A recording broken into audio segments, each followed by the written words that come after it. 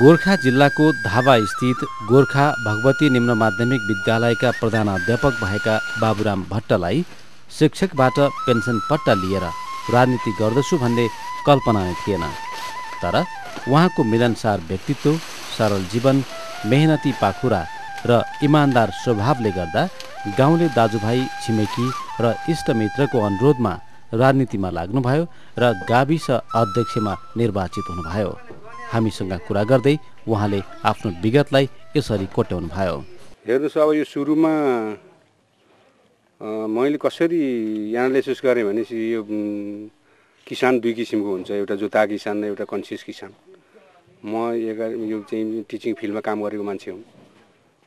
पहिले टिचिङ फिल्डमा काम पनि गरेँ, राजनीतिपट्टि पनि मैले हात हालेँ। त्यसले गर्दा अब यसो विचार गर्दाखेरि यो कृषि क्रान्तिको रूपमा यो मुलुकलाई पनि केही होस्, मलाई पनि होस्, यो मुलुकलाई पनि केही होस् र अरू चाहिँ म जस्ता बेरोजगार मान्छेहरूले काम सिकुन्, रिटायरवाला मान्छेहरूले काम सिकुन् भन्नको लागि अब पहिले पनि कृषकै छोरो गाउँमै पनि।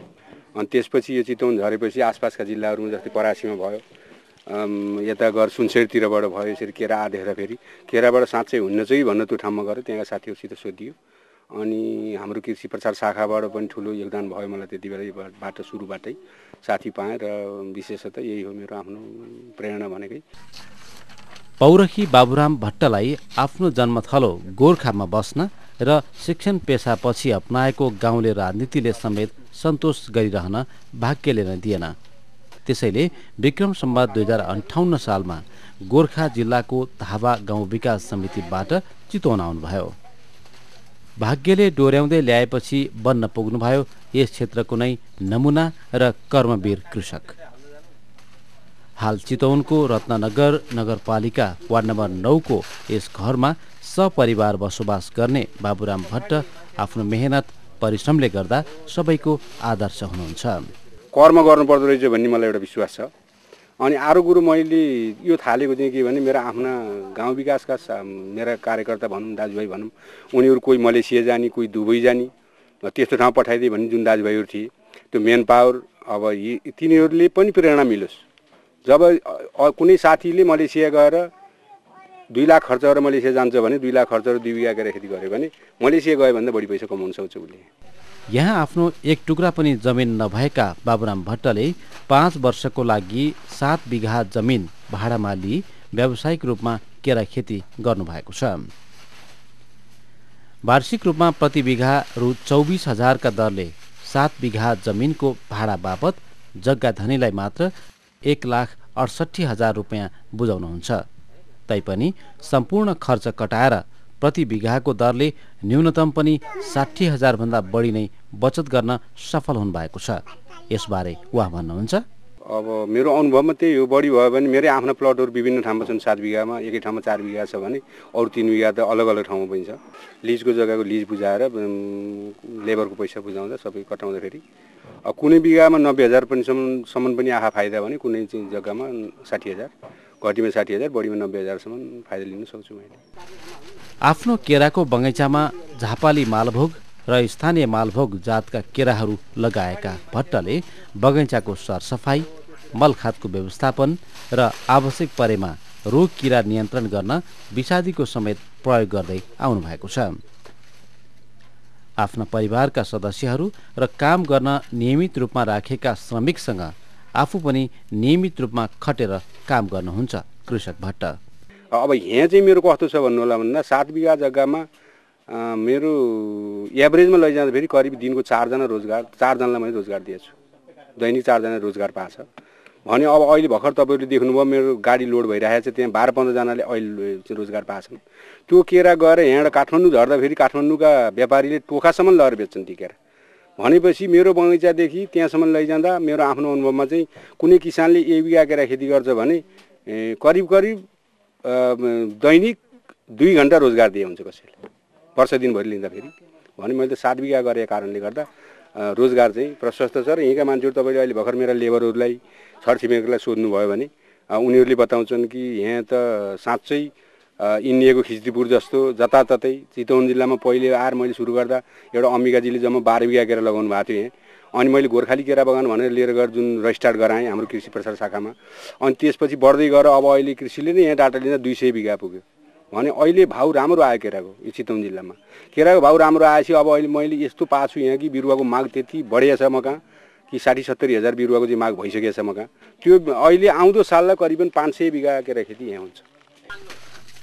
केरा खेतीमा सफलता प्राप्त गर्न उचित मलखातको व्यवस्था, रोग किरा नियन्त्रणका साथसाथै सुक्खा याममा सिँचाइ गर्न पनि जरुरी हुन्छ। सिँचाइको लागि बगैँचामा बोरिङ समेत जडान गर्नुभएको छ उहाँले।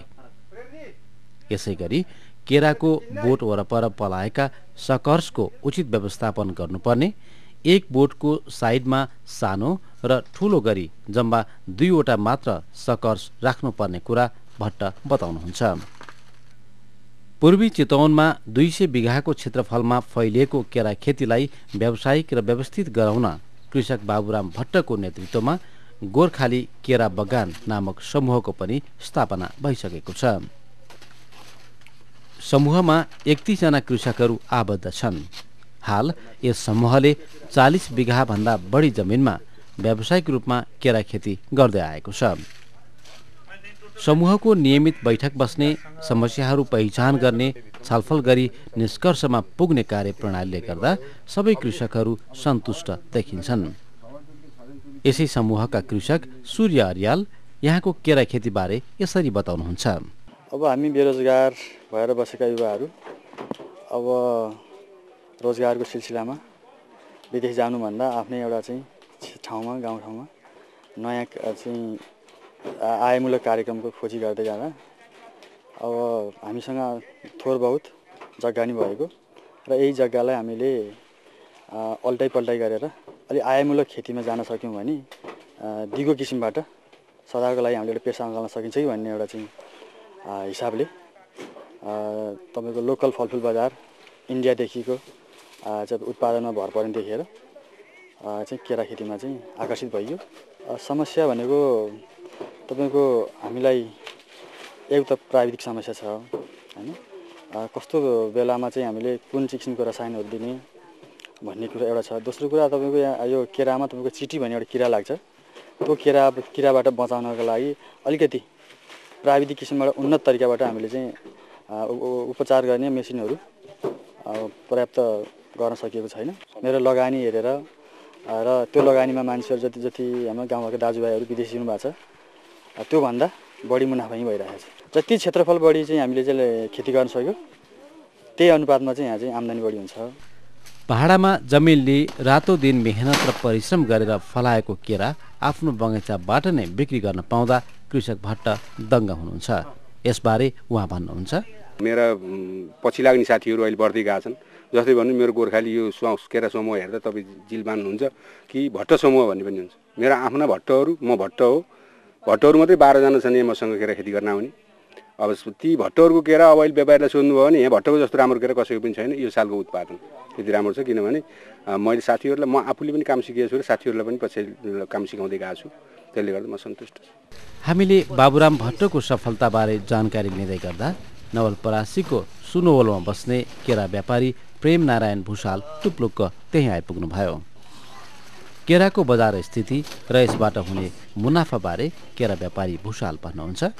हामीले यहाँ अहिले त हामीले सुरुमा चाहिँ नि कोसाको प्रति 100को 100मा लिएर गयो। अहिले अब घरि हेरेर घरिको जुन क्वालिटीको आधारमा चाहिँ नि घरिको मूल्य गरिन्छ अनि लिएर गएर बजारमा हामीले काठमाडौँको बजार प्रमुख हो यो क्षेत्रको केराको लागि र केरा उहाँ हामीले कमिसनमा दिन्छौँ। हामीले लर झारिदिइसक्यो, व्यापारीले बेच्छ र उसको 8% उसले लिन्छ। अनि अन्य क्षेत्र हामीले चाहिँ नि बागलुङ यतातिर गुल्मीतिर पठाउँदा हामी चाहिँ नि त्यसमा 5% राखेर हाम्रो खर्च गरेर पठाइन्छ। यस क्षेत्रको केरा खेतीको विस्तारमा यहाँका कृषकलाई जिल्ला कृषि विकास कार्यालय चितवनले पनि सहयोग पुर्याउँदै आएको छ। यसबारे कार्यालयका योजना अधिकृत राजेन्द्र कोइराला भन्नुहुन्छ। कृषकहरूलाई विशेष गरी उहाँहरू सङ्गठित रूपमा अहिले आउनु भएको छ र केरामा मात्रै नभएर फ्रुटमै केरा र मेवाको अन्तर्क्रिया गराएर हाई भ्यालुको रूपमा क्रपमा अगाडि लैजानुपर्छ भनेर अन्तर्क्रिया गोष्ठी गर्ने र उनीहरूबाटै निड बेसको आधारमा प्रोग्रामहरू प्लानिङ गर्ने गरिएको छ र उहाँहरूकै छलफलमा र उहाँहरूकै मागको आधारमा कार्यक्रम सञ्चालन गरिएको छ। तत्काल त उहाँहरूलाई अझै पनि यहाँ हाई भोल्युममा उत्पादन हुन अझै सकिरहेको छैन। त्यो हिसाबमा अझै पनि एरिया विस्तारको कार्यक्रम चलिरहेछ र यस वर्ष मात्रै करिब 20 हेक्टर क्षेत्रफलमा एरिया विस्तार भएको छ र यसैलाई हामीले जोड दिँदै कार्यक्रम अगाडि बढाएका छौँ। केरा खेतीबाट बढी फाइदा लिन कृषकहरूले विभिन्न कुरामा विचार पुर्याएर योजनाबद्ध ढङ्गले काम गर्नुपर्ने कुरा बताउँदै कोइराला अगाडि भन्नुहुन्छ।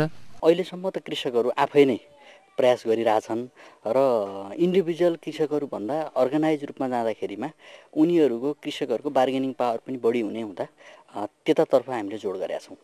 यसै गरी यहाँको केरा खेतीबारे चितवनका वरिष्ठ कृषि विकास अधिकृत सुरज पोखरेल बताउनुहुन्छ।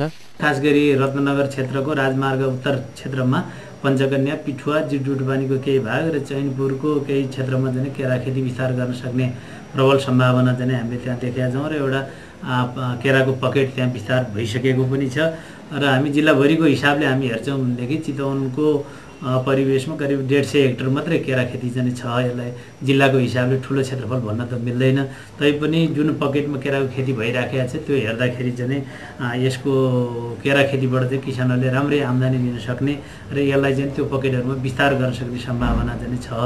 हामी अहिले चाहिँ खालि पञ्चकन्या क्षेत्रमा हेऱ्यौँ भने त्यहाँको कृषक समूहमा केही किसानहरूको चाहिँ जग्गा भाडामा लिएर जग्गाको भाडा तिरेर पनि उहाँहरूले चाहिँ वार्षिक चाहिँ 50,000 भन्दा बढी प्रति बिघा चाहिँ आम्दानी लिन सक्नुभएको छ र त्यसले हेर्दाखेरि चाहिँ केराबाट पनि प्रशस्त आम्दानी किसानहरूले लिन सक्छन् भन्ने हामीलाई चाहिँ लागेको छ। अहिले हामी यो सिजनमा हामी हेऱ्यौँ भने पञ्चकन्या क्षेत्रबाट दैनिक 3-4 ट्रक चाहिँ केरा बाहिर निकासी भइराखेको चाहिँ हामी देख्छौँ। बाहिर भन्नाले त्यो नारायणघाटमा जम्मा हुन्छ अनि नारायणघाट पछाडि यो काठमाडौँ, पोखरा, भैरवा यसरी विभिन्न ठुलो बजारहरूमा चाहिँ यो गइराखेको स्थिति छ। केराको विस्तारको कार्यक्रम सँगसँगै सिँचाइको कार्यक्रमहरू पनि लिएर जाने र किसानहरूको चाहिँ कतिपय अवस्थामा अर्काको जग्गा भाडामा लिएर खेती गर्ने र अर्काको जग्गामा चाहिँ सिँचाइको चाहिँ प्रावधान त्यो जुटाउन नसकेको परिवेश पनि एउटा अप्ठ्यारोको रूपमा चाहिँ हाम्रो अगाडि देखा परिराखेको छ। त्यसले गर्दाखेरि हामी अहिले अब साना सिँचाइ कार्यक्रम अन्तर्गत पनि केराको पकेटमा केही आयोजनाहरू चाहिँ जाओस्, सिँचाइको पनि विस्तार होस् र केरा खेतीको पनि सँगसँगै विस्तार होस् भन्ने हाम्रो सोचाइ छ र किसानको लेभलमा केही म्यानेजमेन्टको हिसाबले अब मल जलको हिसाब आफ्नो छ भने अब यो किरा रोग निदानको हिसाबले पनि केही समस्याहरू चाहिँ देखिएका छन्। तिनलाई निराकरण गर्नको लागि पनि जिल्ला कृषि विकास कार्यालयले चाहिँ विशेष पहल चाहिँ गरिरहेको छ।